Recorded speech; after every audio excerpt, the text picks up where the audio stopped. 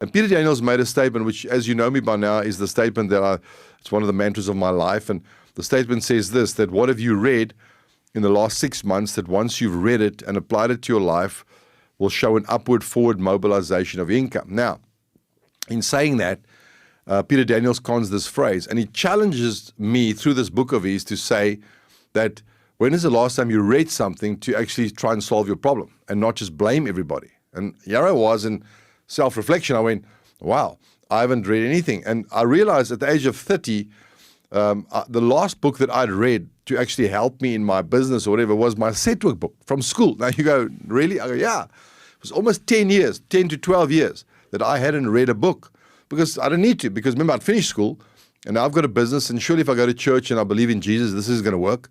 And to my amazement, it wasn't the case. Yes, we need Jesus for faith, and we need Jesus for, endurance and courage and boldness, but you still need to read a book. You need to get something between your ears to survive in the marketplace.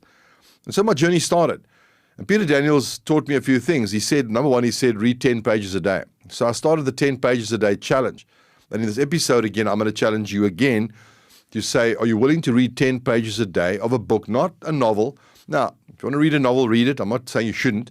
I say, but not a novel, where you are going to basically invest in your mind, invest in your career, invest in your business, whatever it is. And I coined a phrase since then saying, read where you bleed. So what should I read? People ask me. Well, read where you bleed. And meaning what? Well, we know if you're hemorrhaging, if you get cut or shot or whatever, or you injure yourself and you don't hemorrhage or tourniquet that area where you are bleeding, you're hemorrhaging, you are bleeding out. You're going to leave, if you leave it long enough, you're going to bleed out and you're going to die. And so sometimes people are dying in the marketplace, they're dying in their careers, they're dying in their businesses, they're dying out there, not because they're bad people or because the devil's attacking them.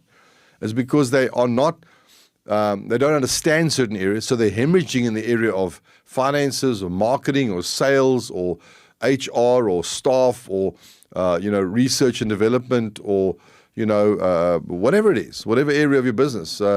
Could just be, you just don't seem to be able to master this area. It's because we don't know.